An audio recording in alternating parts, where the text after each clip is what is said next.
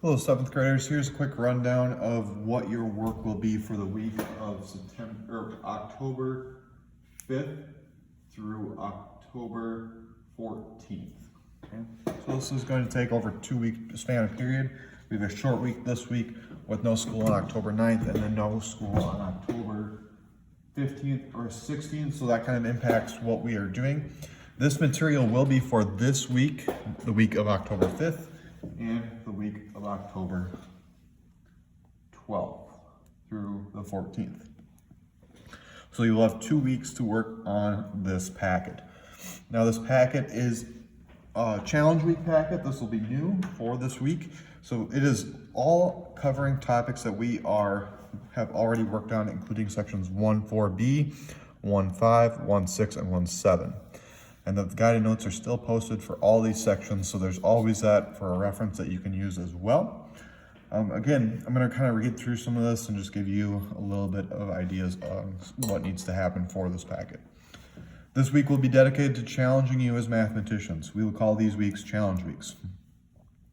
We will complete more difficult problems during this time period. These will be graded as a test or a project grade.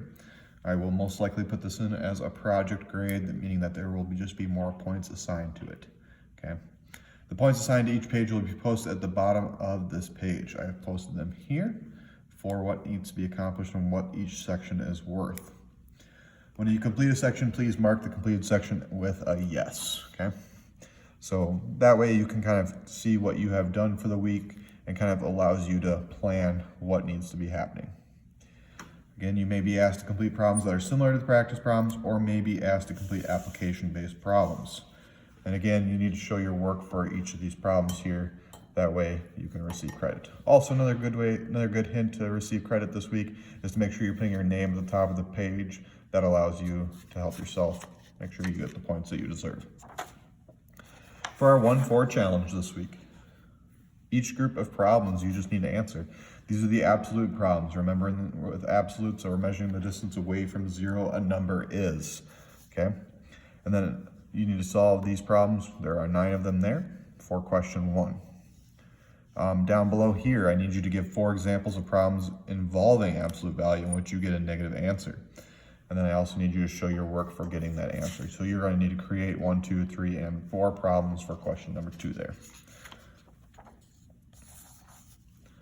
For 1-5, you are working with adding negative integers as well as having a little bit of absolute values mixed in there. It kind of combines a little bit of aspects from 1-5 as well as 1-4. Again, you just have 2 problems that are right there, just are kind of practice-based problems. They're a little bit more higher level thinking. How can you decide if the sum of 2 numbers is positive, negative, or 0 without actually calculating the sum? I would like you to give me a short description. Again, I need complete sentences here. And then I also need complete sentences for number 5 as well when you explain in detail of how to add 2 integers, okay? For 1-6, we have 1, 2, and 3 problems of just working on adding and subtracting integers. There's some absolute values that are included there as well.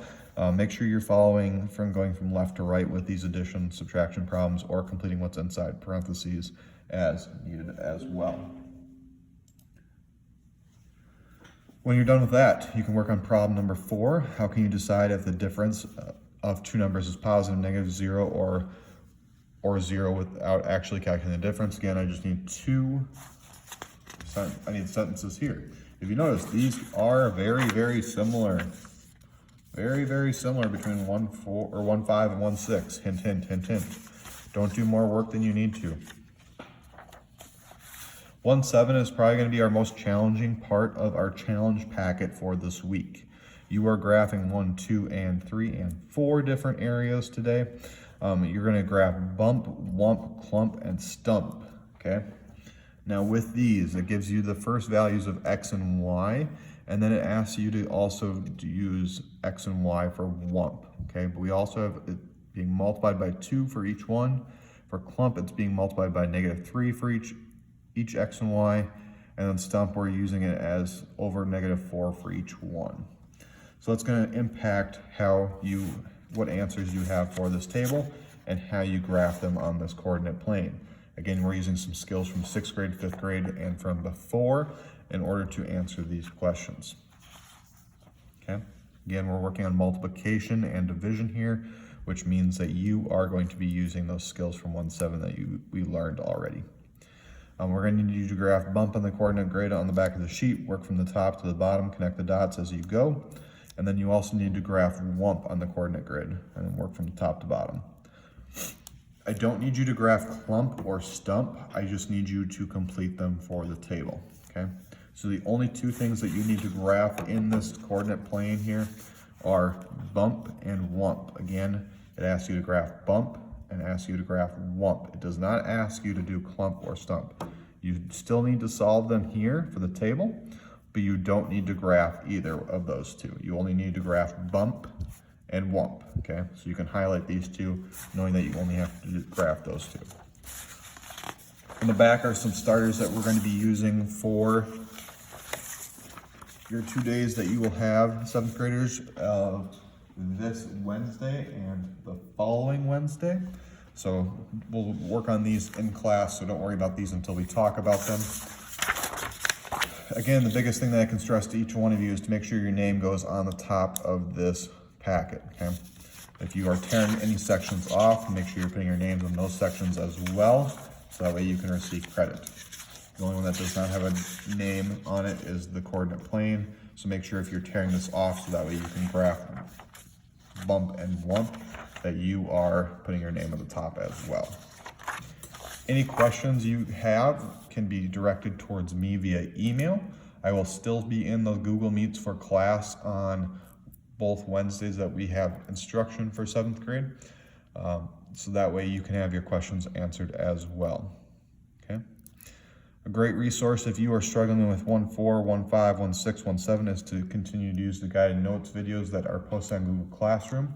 Also, if you need more practice, you can always go back to the practice problems that are posted on the chapter 1A packet, okay? Thanks guys for watching this. I hope that this was useful for you and gives you some good directions. I'll post this on Google Classroom so that way you have it for this week and the following week. Thanks guys.